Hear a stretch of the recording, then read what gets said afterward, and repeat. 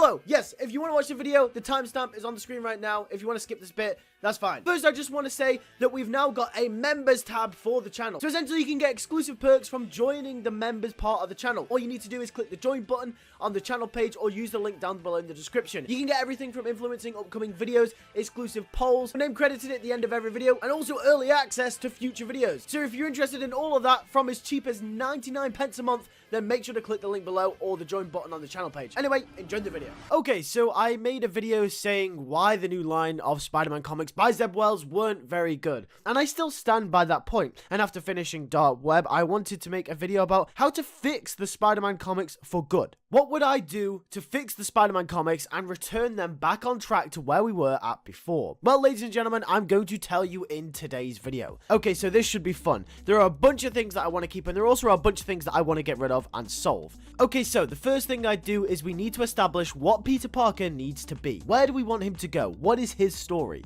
I think I speak for everyone where I say that Peter needs to grow the hell up. And it's not just his character, but his supporting cast too. By the end of this reworking, Peter Parker needs to be with Mary Jane, have a kid or at least have one on the way, and needs to have a stable job. It's time for him to grow up. And if you want more of my thoughts on that, then just go and watch my previous videos where I explain why this is a good thing in more detail over there. But in a nutshell, Peter Parker has been the same for years. Broke, relationship issues, and acts like a teenager. We really need to show how Peter Parker has grown from where he was at 60 years ago. We also need to fix the Norman Osborn issue. I'm sorry, as much as he's reformed, he needs to go. We need to A, stop rehashing Norman Osborn because we know he's eventually just going to become the Goblin again, and B, Peter Parker, despite how much he tells himself that he actually trusts Norman now, should not be okay with Norman Osborn still being around and being a good guy. He killed the love of his life, and he's just okay with Norman just hanging about like nothing happened. So that's the second issue. The third issue is that we need to get MJ and Peter back together, which means that we need to get Paul, who is MJ's new boyfriend kinda, out of the picture with her kids too. Okay, so with that out of the way, let's get to this. After Dark Web, the first story arc I'm going to implement here is a brand new, freshly issued #1 for Spider-Man, and it will be the Dark Goblin arc. This arc is going to push Norman further and further back down the dark path. I really want this story to essentially be a message to Peter and even Norman to some extent that no matter how much he tries and reforms himself or how much others forgive him for his actions, he will always become and will always be the Green Goblin, and nothing can take that away from him. Even though Norman being a good guy was a stupid idea from the get-go, it actually kind of helps us here, because in the lead up to this finale of this arc, if Norman is made to be a likable enough character, his downfall and descent back to becoming the Goblin will be tragic and almost sad. The more Norman becomes the Gold Goblin, the more fights that he endures, the more that it will remind him of his dark past. He starts having dreams, nightmares that the man inside will return. And he does. During this time, Peter will finally decide to move on from MJ and will actually be dating Felicia Hardy. If you remember, just before Dark Web, Peter asked Felicia out for dinner, so we'll run with that here. But Felicia will only be a distraction for Peter. However, Felicia will actually start to fall in love with Peter. This will be one of the main focuses for Peter and Felicia's characters in this arc and will be delved in depth with. MJ currently won't be a regular character in this arc, but will appear in her own comic. Since she also has powers now in the main Marvel universe, we can use them to our advantage. Paul sees her powers and starts to feel threatened by them. He starts to feel like because her powers are so uncontrollable, she may one day hurt him or even the kids, or worse. I separated this from the main book so we can spend more time with these individual characters. We can spend more time with Peter and Felicia and developing that relationship. We can also spend more time with MJ. In the main line, we can focus more on Peter and Felicia and that relationship while also focusing on Norman as well. Whereas in MJ's comic, we can focus on the psychology of her and what these powers are doing to her mentally. Eventually, the kids and Paul will leave her. Paul will get custody over the kids because of MJ's power outbursts. This will be a really tragic story for MJ and will leave her alone. It also ties really well into her backstory as well, because as we know, her backstory came from an abusive father. These powers will remind her that Paul was scared of her like she was scared of her father. Likewise, her kids will also be scared of her as well, which will also remind her of that relationship that she had with her father. So this will psychologically and mentally torture MJ into wanting to get rid of these powers. And when they eventually leave, this will leave MJ at rock bottom in the worst position that we've ever seen her.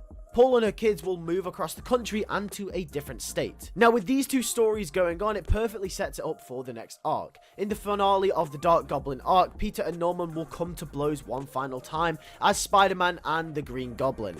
I wanted to really emphasize that this is their final battle. Everything in their whole lives has been building and leading to this. This will be the grand finale, the grand battle between two giants, two main characters of this book. Peter in struggle will obviously come out on top, and Norman will be sent to prison once and for all.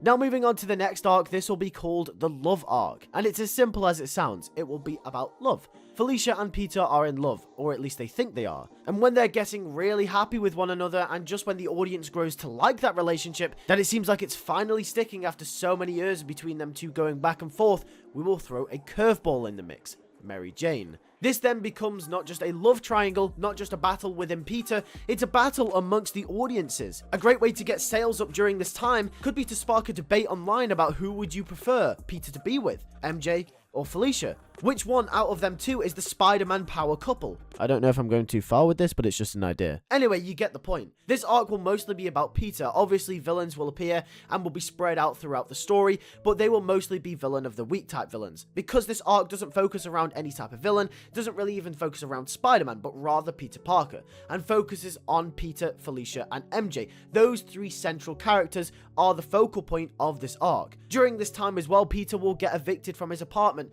and when MJ comes back into the fold, he will currently be living with Felicia, which will make things a whole lot more difficult. Peter will start to meet with MJ again. They will start to talk.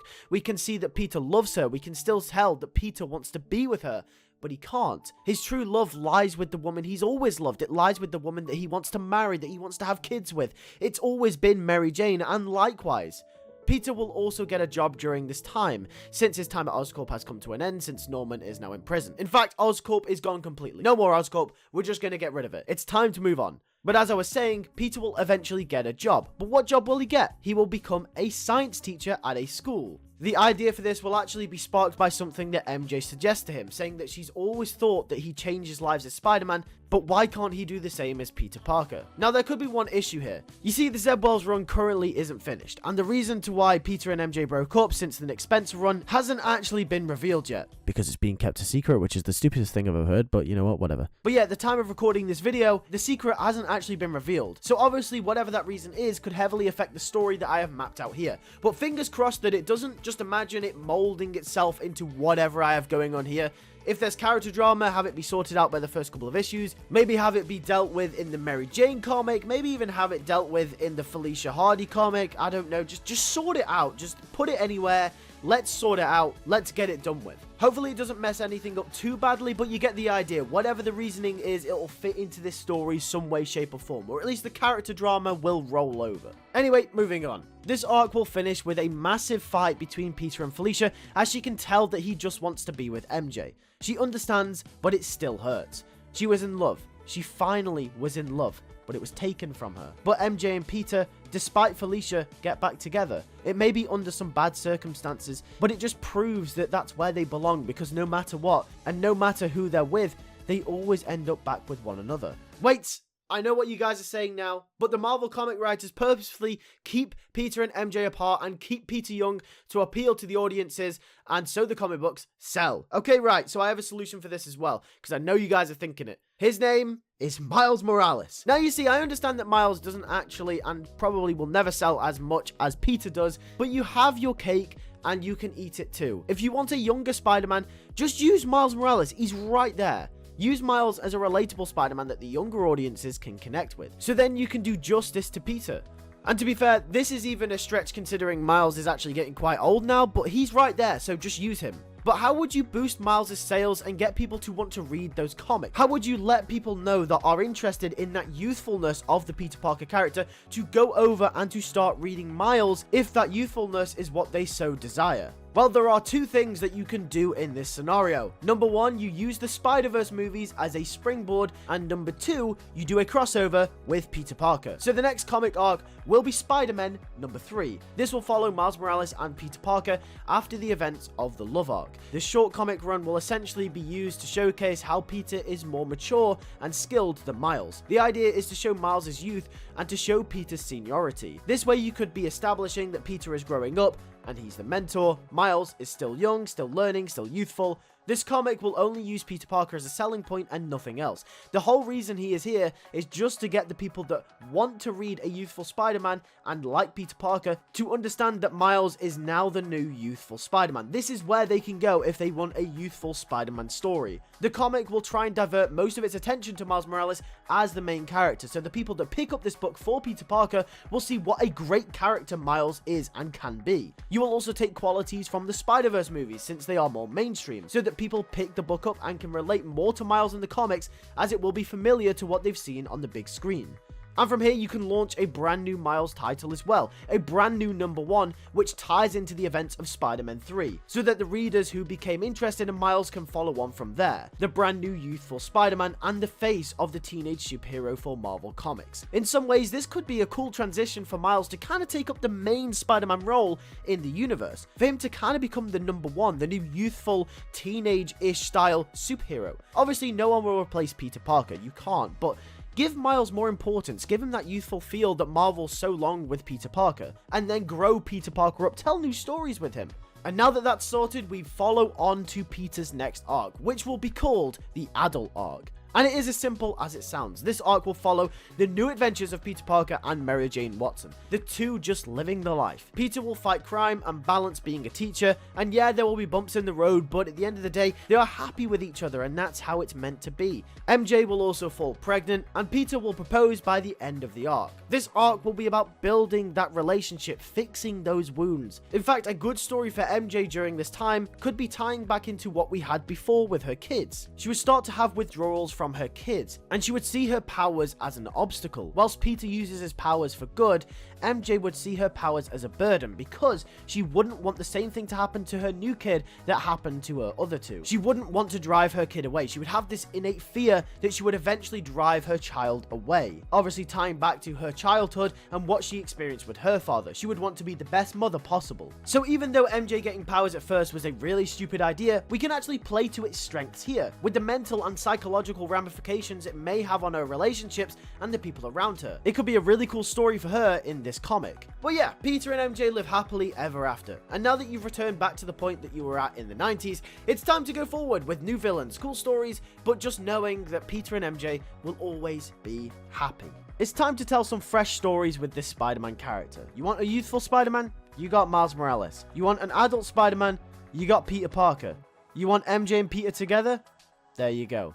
And if it were to stay like this for the foreseeable future, no doubt that Mayday Parker would eventually come along in this series as well, presenting a brand new and youthful take on the Spider character. So if Marvel wants youthfulness, they've got Miles Morales, they'd have Mayday Parker in the future, and they could even put a spin on it where other Spider people from the 616 universe could hold that title of being the youthful Spider-Man. But anyway, that is it for today's video. If you did enjoy, make sure to like on it, and also make sure to subscribe if you are new around here and you enjoy all types of Spider-Man content like this. Also, make sure to hit that bell so you do not miss any more videos in the future as well. Also, like I said at the start of the video, we have a members page where you can get early access to all of the videos. You also get a bunch of other perks like badges, emojis, your name credited at the end of every video. You also get the chance to influence upcoming videos as well with exclusive polls and community member tabs. So just click that join button for as little as 99 pence a month on the lowest tier and £2.99 for the upper tier. With that being said, thank you guys for watching. I'll catch you guys in the next video. Take care and peace.